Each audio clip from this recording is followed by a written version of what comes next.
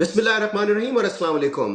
दफ्तर खारजा में होने वाली उस मीटिंग में वजीर खारजा खुर्शीद महमूद कसूरी और दफ्तर खारजा के कुछ अहलकारों के दरमियान शदीद तल्ख कलामी हुई। नौबत यहाँ तक पहुँच गई कि एक अहलकार ने कहा कि वो इस मंसूबे का हिस्सा बनने के बजाय मुस्ताफ़ी होना पसंद करेंगे। खुर्शीद कसूरी ने कहा कि आपको मेरी पूरी बात सुननी पड़ेगी, उसके बाद आपको इंतहाई फैसला कीजिएगा। एक और अहलकार ने कहा, हुजूर बात आपकी सुनने वाली है ही नहीं, हम माजरत चाहते हैं लेकिन हम इस मंसूबे का हिस्सा कैसे बन सकते हैं? हम पाकिस्तानी कौम तो क्या अपने घर वालों को भी मुंह दिखाने के काबिल नहीं रहेंगे। खुर्शीद कसूरी ने कहा, आप गलत समझ रहे हैं, हम जो कुछ कर रहे हैं पाकिस्तान के मफाद में ही कर रहे हैं। वो क्या मंसूबा था? जी हाँ, वो मंसूबा था इसराइल और पाकिस्तान के दरमियान ताल्लुकात को मामूल पर लाने का, राह रस्म बढ़ाने का। इसके लिए एक अरब मुल्क का इंतखाब किया गया जहां पर एक तिजारती दफ्तर बनाना था जो बज़ाहिर तिजारती सरगर्मियों का मरकज होता, लेकिन तवक्को ये थी कि वहां पर पाकिस्तान और इसराइल के हुक्काम एक दूसरे से खुफिया मुलाकातें करेंगे और इसमें पाकिस्तान की प्रीमियम इंटेलिजेंस एजेंसी ISI की मावनत भी दरकार थी। ISI और दफ्तर खारजा में ये मंसूबे बन रहे थे उस वक्त के सदर जनरल परवेज मुशर्रफ की हिदायत पर, जो ये समझते थे कि पाकिस्तान के लिए इसराइल को तस्लीम कर लेना या इसराइल से कम अज कम किसी सतह के ताल्लुकात रखना पाकिस्तान के मफाद में है। और जाहिर है कि इसके लिए बहुत बड़े पैमाने पर तैयारियां की जा रही थीं। इतना ही काफी नहीं था कि एक तिजारती दफ्तर बनाया जाता, बल्कि ये काविश भी की गई कि किसी तरह से प्रेसिडेंट मुशर्रफ और इसराइल के उस वक्त के वजीर आजम एरियल शरोन के एक साथ दिखाया जाए। अक़वाम मुत्तहिदा में होने वाले 2005 के इजलास में बज़ाहिर तो ऐसा नजर आया कि दोनों ने जो मसाफा किया, जो हाथ मिलाया, वो इत्तफाक़ी था, लेकिन वो इत्तफाक़ी हरगिज़ नहीं था। उससे पहले खुर्शीद महमूद कसूरी टर्की के जरिए कुछ कोशिशें पस पर्दा कर चुके थे और उस दिन सेनेगल के सदर के डिनर में ऐसा शो किया गया जैसे इत्तेफाकन परवेज मुशर्रफ और एरियल शरोन के दरमियान मुलाकात हो गई। उन्होंने एक दूसरे से पूछा, आप कैसे हैं, आप ठीक हैं, इस तरह की गुफ्तगू। ये पाकिस्तान और इसराइल के दरमियान राब्तों की ना पहली कोशिश थी और ना आखिरी। उसके बाद भी कुछ वफूद को इसराइल भेजा जाता रहा और वो कोशिश करते रहे कि किसी तरह से दोनों ममालिक के दरमियान ताल्लुकात मामूल पर आए, क्योंकि उनका ये कहना है कि पाकिस्तान का बरह रास्त इसराइल से कोई झगड़ा नहीं है। जिन ममालिक का है उनके अपने ताल्लुकात हैं, जिनके इलाकों पर इसराइल ने कब्जा किया हुआ है उनके खुद के ताल्लुकात जब हो सकते हैं इसराइल से, तो पाकिस्तान की क्यों नहीं हो सकते? पाकिस्तान खुद को इस तरह से आइसोलेट नहीं कर सकता और ना ही करना चाहिए। लेकिन परवेज मुशर्रफ हुकूमत की वो कोशिशें उस वक्त नाकाम हो गई जब मुल्क के अंदर हालात उनके काबू से बाहर आ गए। लाल मस्जिद का वाक़या हुआ और फिर आप जानते हैं कि उसके बाद वकलात तहरीक शुरू हो गई और वो तमाम के तमाम मंसूबे धरे के धरे रह गए। आपको ये तफसील उस दौर की कुछ किताबों में भी मिल सकती हैं और उस दौर के डिप्लोमेट्स अभी भी जिंदा हैं, वो आपको बता सकते हैं कि किस तरह से उन दिनों में कोशिशें की गई, लेकिन वो कोशिशें नाकाम हुई। इसके बावजूद उन कोशिशों को तर्क नहीं किया गया।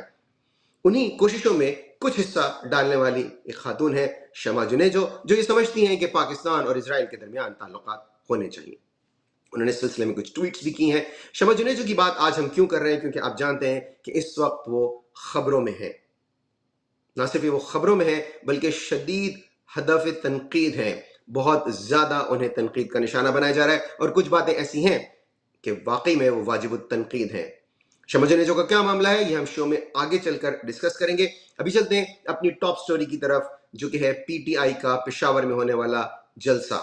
जी हाँ, 27 सितंबर को जलसा बहुत सी निगाहों का मरकज था। बहुत लोग इसके बारे में इंतजार कर रहे थे, सोच रहे थे कि जलसा कैसा होगा, क्योंकि काफी अरसे से PTI ने कोई शो नहीं किया, कोई शो ऑफ पावर नहीं किया, कोई पब्लिक सपोर्ट जो उनकी है, पब्लिक में जो उनकी पजीराई है, उसका उन्होंने कोई इजहार नहीं किया, कोई मुजाहरा नहीं किया और इसलिए इस जलसे की बहुत ज्यादा अहमियत थी और यकीनन PTI ने अपने सपोर्टर्स को मायूस नहीं किया।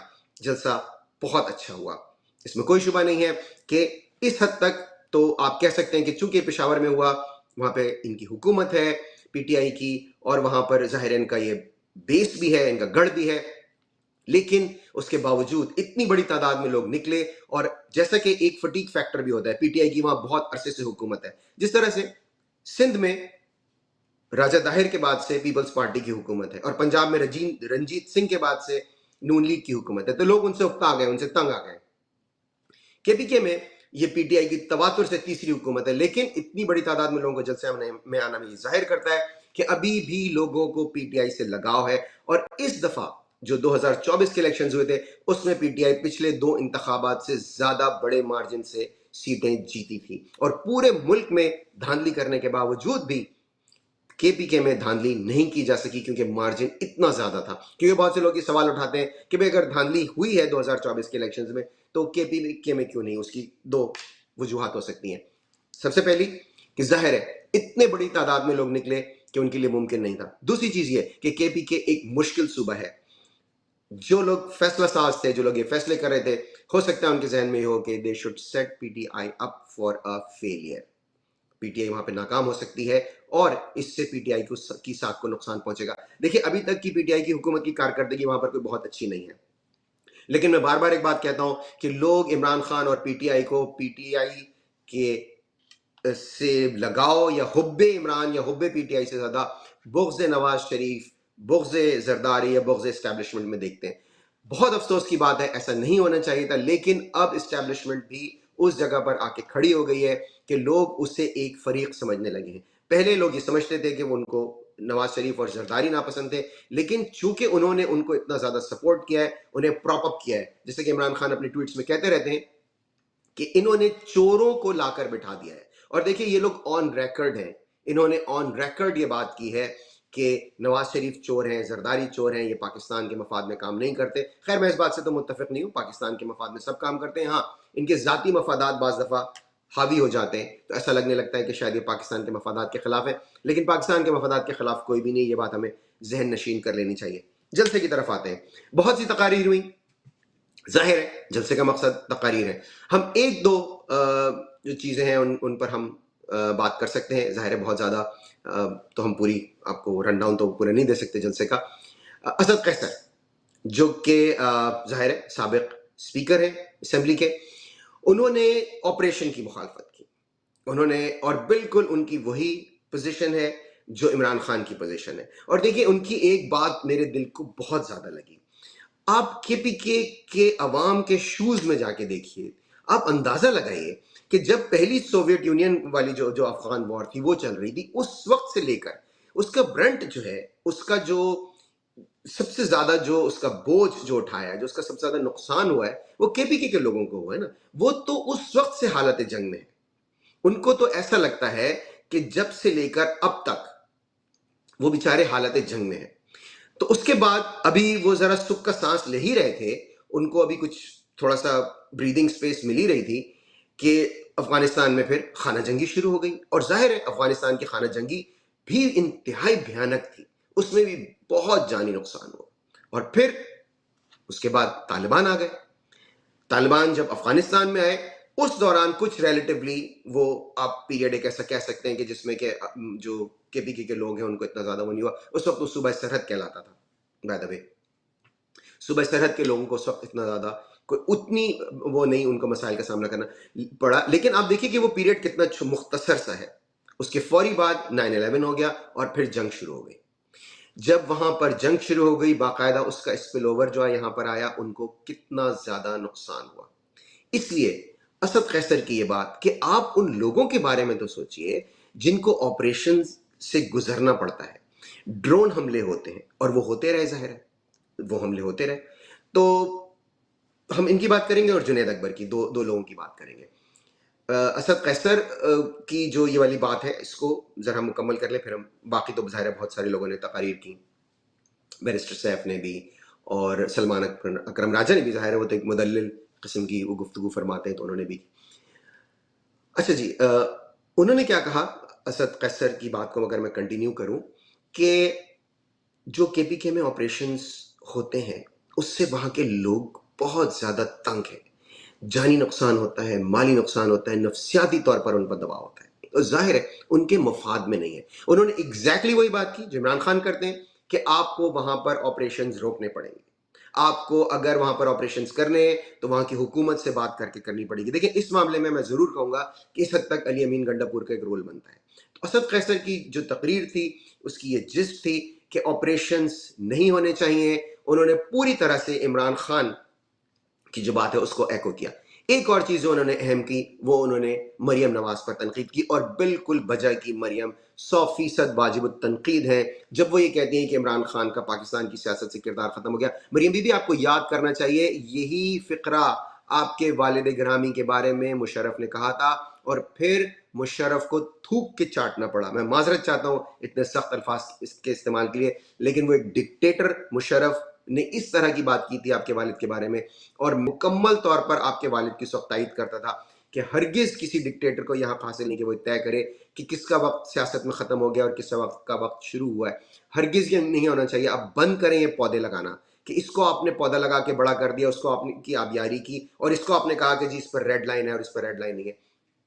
یہ بہت غلط بات ہے، یہ ہرگز نہیں ہونا چاہیے. اور آپ کس کی بولی بول رہی ہیں؟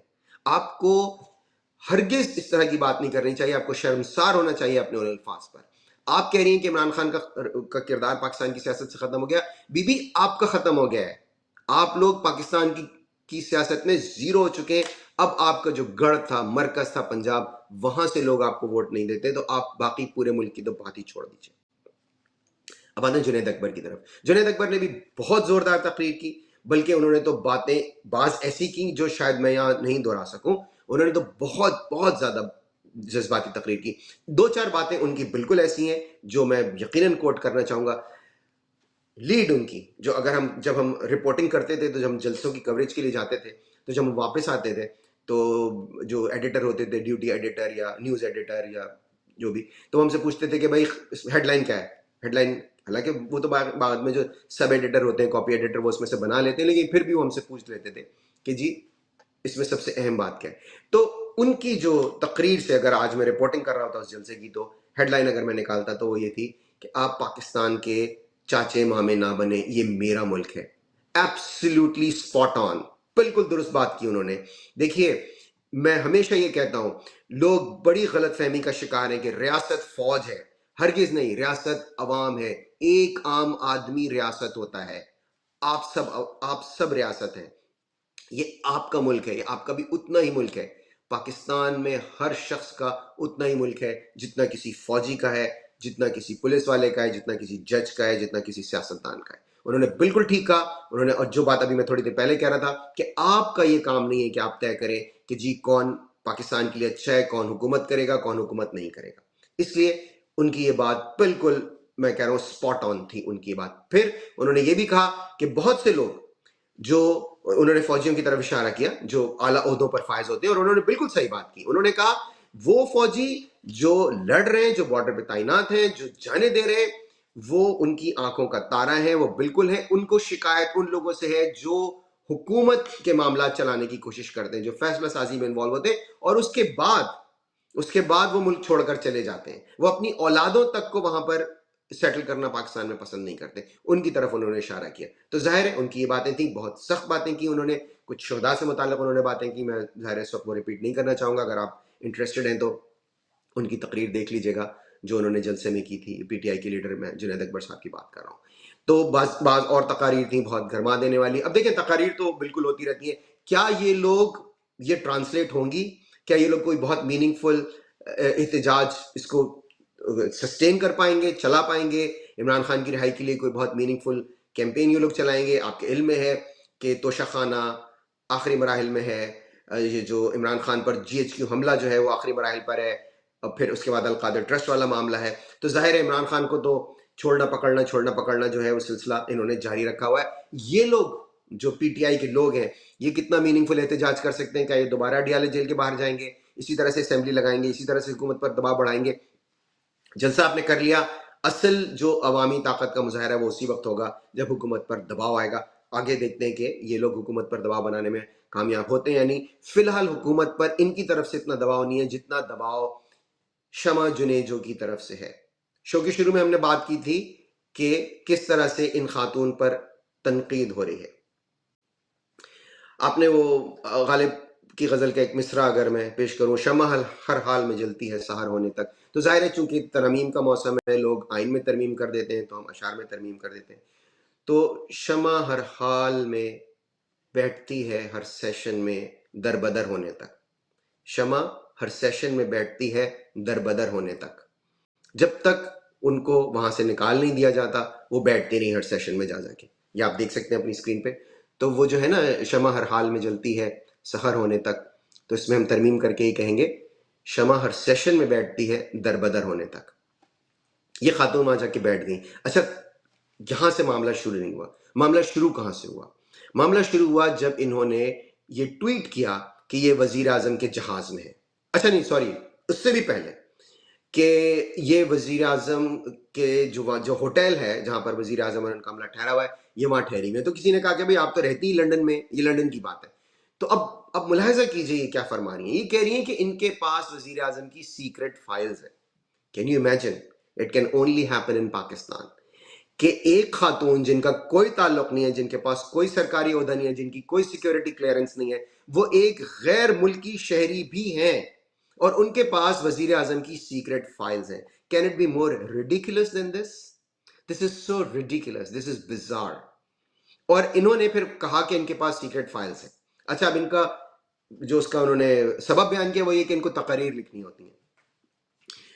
تقاریر لکھنے کے لیے آپ کو سیکرٹ فائلز چاہیے. کیا پرائم منسٹر اپنی جو پبلک سپیچ ہے جو وہ یو این میں دے رہا ہے اس کے لیے کوئی سیکرٹ ایسی باتیں کرے گا جو سیکرٹ فائلز میں ہوں گی؟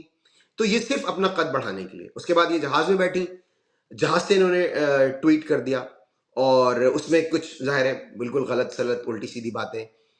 اس کے بعد وہ ٹویٹ شاید ان کو ڈیلیٹ کرنا پڑا اور اس پہ کچھ لوگوں کی تھیوری یہ ہے کہ اس میں کچھ خانگی مسائل شامل تھے شہباز شریف کی طرف سے. اب ظاہر ہے وہ کچھ سکینڈلس سی بات تھی اس لیے میں اس کو دہرانا نہیں چاہتا، لیکن جو کچھ لوگوں نے، کچھ وی لاگرز نے اس کو مینشن کیا، کچھ پی ٹی آئی کے لوگوں نے، وہ تھوڑا سا سکینڈلس تھا معاملہ کہ کیوں ان کا وہ ٹویٹ ڈیلیٹ کرنا پڑا. خیر کچھ کرتے گرتے پڑتے یہاں سے بحرانوں سے نکلتی ہوئی یہ پہنچ گئی یو این.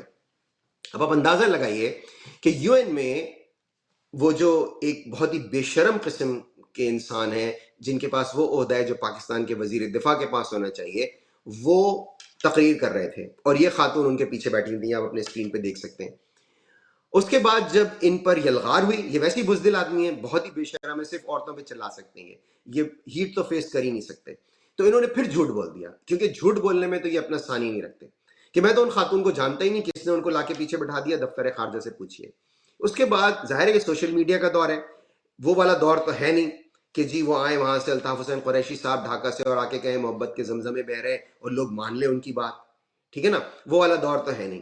اس وقت تو فوراً لوگ کہتے ہیں اس ہاتھ لے اس ہاتھ دے، فوری حساب ہوتا ہے، کوئی اس میں کوئی کسی کا ادھار نہیں رکھتا. فوری طور پر لوگوں نے ان کی تصاویر ان خاتون کے ساتھ لگانی شروع کر دی. اچھا یہ خاتون اچھی خاصی غیر مناسب ہے، انتہائی بد زبان ہے، بد کلامی کرنے میں اپنا ثانی نہیں رکھتی، گندی غلیظ گفتگو فرماتی ہیں، ٹویٹس کرتی ہیں. اس لیے یہ کسی بھی طرح سے واجب الاحترام ہرگز نہیں ہے. یہ خاتون، خواتین کو ہونا چاہیے واجب الاحترام، لیکن یہ انتہائی غلیظ خاتون ہے. ایک دفعہ عمران خان نے پبلک سے اپیل کی کہ آپ کشتیاں جلا کر نکلیں.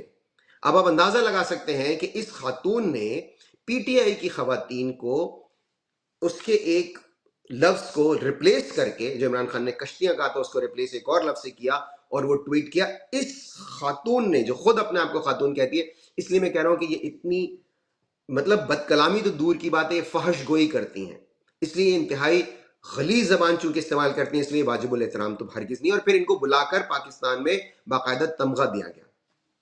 تو یہ جو خواجہ آصف نامی جو ایک بے حمیت انسان ہے، اس نے کہا میں تو ان کو جانتا ہی نہیں. اور اس میں بالکل مجھے تعجب نہیں ہوا، کیونکہ خواجہ آصف جتنا بے حمیت شخص ہے اس کے لیے کوئی بڑی بات نہیں کہ وہ کسی کو بھی پہچاننے سے انکار کر دے، چاہے وہ اس کا کتنا ہی قریبی دوست ساتھی کوئی بھی ہو. یہ اتنا بے شرم انسان ہے کہ یہ اوورسیز پاکستانیوں کو کہہ رہا تھا کہ وہ تو صرف وہاں پہ مردے دفنانے آتے ہیں اور اس کے اپنے بچے یہاں رہتے ہیں. تو اس لیے یہ بالکل ہی بے کردار بے ضمیر انسان ہے. اس نے فوراً ان خاتون سے قطع تعلق کر لیا کہ میں تو انہیں جانتا نہیں، اور بعد میں اس کی تصاویر لیک ہوئی. اچھا it gets even more bizarre. اس کے بعد کیا ہوا؟ انہوں نے کہا جی دفتر خارجہ کا معاملہ ہے، مجھے تو پتہ نہیں ہے. دفتر خارجہ نے ایک ڈینائل جاری کر دیا. دفتر خارجہ نے کہا ہم تو جانتے ہی نہیں ہے کون ہے خاتون، نہ یہ ڈیلیگیشن کا حصہ ہے، ہم نے تو انہیں وہاں بٹھایا نہیں. انہوں نے بھی، وہ بھی اس سے بالکل دستبردار ہو گئے. کچھ لوگوں نے یہاں پہ رپورٹ کی ہے, میں اس کو corroborate نہیں کر سکتا, انڈیپینڈنٹلی ویریفائڈ نہیں ہے وہ یہ اسٹوری, لیکن کچھ لوگ یہ کہتے ہیں کہ اسحاق ڈار نے انہیں دانستہ طور پر وہاں بٹھایا خواجہ آصف کو سیبوٹاج کرنے کے لیے. اس کے بعد وہیں پر نیو یارک میں خواجہ آصف اور اسحاق ڈار کے درمیان تلخ کلامی ہوئی, گندی گالیوں کا تبادلہ ہوا, اور ظاہر ہے جب اسحاق ڈار اور وہ خواجہ آصف بات کر رہے ہوں گے تو منہ سے پھول تو جڑنے سے رہے, گندی گالیوں کا ہی تبادلہ ہوگا نا. کوئی ایک دوسرے کو نہ انہوں نے لطائف سنائے ہوں گے, نہ ایک دوسرے کو اشعار سنائے ہوں گے, نہ کہاوتیں نہ محاورے, یہ دونوں اسی قابل ہیں اور انہوں نے یہی کام کیا ہوگا. تو جس طرح سے کہتے ہیں نا خیالات کا تبادلہ ہوا, تو گندی گالیوں کا تبادلہ ہوا ان کے درمیان. میں اس اسٹوری کو انڈیپینڈنٹلی ویریفائی نہیں کر سکتا, یہ جو میں نے پڑھا ہے ٹویٹس میں وہ میں آپ کو بتا رہا ہوں, یہ میری خبر نہیں ہے. اگر ہوگی تو ہم ضرور اس کو اون کریں گے. اینی وے, انہوں نے ڈس اون کر دیا. اس کے بعد ایک اور میں نے ٹویٹ دیکھا, اطہر کاظمی صاحب ہیں, اب مجھے نہیں پتا کہ وہ یو این کی آفیشیل ویب سائٹ سے جاری کیا گیا ہے یا اطہر کاظمی صاحب نے کہیں اس کو دیکھا ہے یا ان کی کسی سے بات ہوئی ہے. انہوں نے کہا ایون یو این نے بھی اپنے آپ کو ڈسٹینس کر لیا کہ نہیں جی نہیں, ہماری طرف سے کچھ نہیں ہوا. انہوں نے کیسے کریڈینشلز حاصل کیے ہیں, کچھ مطلب جو انہوں نے جو شیئر کیا اس سے تو بالکل دو نمبری جھلکتی ہے کہ انہوں نے کسی طرح سے کوئی دو نمبری کر کے وہ کریڈینشلز حاصل کر لیے. تو آل ان آل جس طرح سے میں کہتا ہوں دال میں کالا ہو گزارا ہو سکتا ہے, آپ پھر کہہ سکتے ہیں جی دال کالی ہے گزارا ہو سکتا ہے. یہاں پوری کالک ہے, نہ دال میں کالا ہے نہ دال کالی ہے, صرف کالک ہے, ایبسلوٹ ٹوٹل کچھ بھی نہیں ہے. خاتون کیسے پہنچی, انہیں نہ کوئی اون کر رہا ہے. آپ اندازہ لگائیے کتنا بڑا سیکیورٹی بریچ ہو سکتا ہے. آپ جا رہے ہیں سعودی عربیہ کو سیکیورٹی دینے کے لیے, آپ کے اپنے ڈیلیگیشن میں ایک گھسبیٹیا جس کو بولتے ہیں, ایک انٹروڈر اس طرح کی خاتون گھس آئی ہیں جو کہ ایبسلوٹ انٹروڈر ہے, گیٹ کریشر ہے نا. انہوں نے گیٹ کریش کیا, جہاز میں بھی چڑھ گئیں, ہوٹل میں بھی پہنچ گئیں, جو ان کے سیشن میں بھی پیچھے جا کے بیٹھ گئیں, اور کوئی ان کو اون نہیں کر رہا, کوئی ان کو اون نہیں کر رہا. بھائی کوئی تو ہو مائیکا لال جو آئے اور کہے کہ جی یہ ہمارے ساتھ ہیں. تو وہ شمع ہر سیشن میں بیٹھی تھی در بدر ہونے تک, اس کے بعد ان کو مکمل طور پر در بدر کر دیا گیا.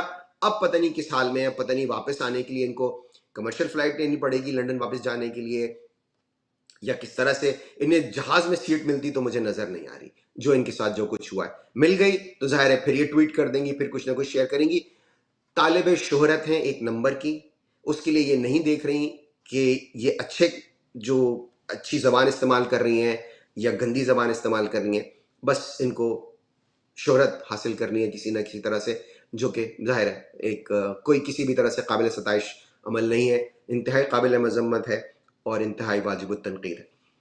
دیکھیے واجب التنقید پاکستان کی ٹیم ہرگز نہیں ہوگی اگر وہ میچ جیت گئے. میری گزارش یہ ہے کہ اب تو جنگ ہے بھائی, میں ہرگز یہ نہیں کہہ رہا جنگ والی جنگ جو لڑائی والی تھی, لیکن اعصاب کی جنگ ہے. It's a battle of nerves. یقین کریں پاکستان کی بالنگ انڈیا کی بالنگ سے بہت سپیریئر ہے. میں جھوٹ نہیں بولوں گا کہ جی میں جذبات سے مغلوب ہو کے کہہ دوں کہ آپ کی بیٹنگ بھی ان سے بہتر ہے. نو, بیٹنگ ان کی بہت اچھی, اس میں کوئی شبہ نہیں ہے, لیکن آپ کی بالنگ بہت اچھی سپیریئر ہے انڈیا کی بالنگ سے. صرف اور صرف نروز کا کھیل ہے, وہ حاوی ہو جاتے ہیں آپ کے اوپر اور اس لیے وہ اتنا کھل کے کھیلتے ہیں. جبکہ ان کی بالنگ اتنی اچھی نہیں ہے, لیکن آپ لوگ انڈر پریشر آ جاتے ہیں اور ان کی بالنگ سے مروب ہو کر اور یا تو ڈاٹ بالز کھیلتے ہیں یا پھر آؤٹ ہو جاتے ہیں. دیکھیے آپ کو ایک بہت زبردست پش چاہیے. میں یہ کہہ سکتا ہوں, میں پاکستانی قوم کو یہ امید دلانا چاہتا ہوں کہ نا امید نہ ہوئیے. Sometimes teams don't peak at the right time. 1992 کا ورلڈ کپ جو ینگ بچے انہیں یاد نہیں ہوگا, ہم اس دور میں بالکل ہمیں سب پوری طرح سے یاد ہے 1992 کا ورلڈ کپ. ہم اس وقت اس ایج میں تھے کہ ہم پورا ریکال کر سکتے ہیں کہ 1992 کے ورلڈ کپ میں پاکستان بری طرح سے ہار رہا تھا, جیتنے کا کوئی امکان نہیں تھا. اچھا چلیں ہم 92 میں نہیں جاتے, کچھ لوگوں کو تکلیف ہو جائے گی, ان کو لگے گا کہ عمران خان کی وجہ سے 92 کے ورلڈ کپ کی بات ہو رہی ہے, تو ان کے پیٹ کا درد میں بڑھانا نہیں چاہتا. آپ اپنے درد کو, اپنی تکلیف کو قابو میں رکھیے. ابھی آ جاتے ہیں جب نواز شریف وزیر اعظم تھے, چیمپئنز ٹرافی ہوئی تھی نا, یاد ہوگا آپ کو, موقع والا. سرفراز جو تھے کیپٹن تھے, اس میں جو لیگ کا میچ تھا اس میں وہ ہار گیا تھا پاکستان انڈیا سے. فائنل میں پاکستان جیت گیا اور بہت زبردست جیتا. اور کیا بالنگ کی محمد عامر نے, اور فخر زمان کی سینچری, ظاہر ہے جن لوگوں کو یاد ہو. That was an absolutely one sided match. Pakistan نے بالکل انڈیا کو جسے کہتے ہیں پچھاڑ دیا تھا. تو ایسا بھی ہو سکتا ہے India peaked at the wrong time, Pakistan might peak at the right time. آپ کہہ سکتے ہیں جی آپ کی خوشگمانی ہے, خوشگمانی سمجھ لیجئے, لیکن پر امید رہیے. ہو سکتا ہے پاکستان جیت جائے, اور اگر جیت گیا تو کیا ہی بات ہے. اپنا خیال رکھیے گا, خوش رہیے, اور باخبر بھی. ہمارے چینل کو ضرور سبسکرائب کیجئے. اگلے پروگرام میں انشاءاللہ تعالی آپ سے پھر ملاقات ہوگی. اللہ حافظ.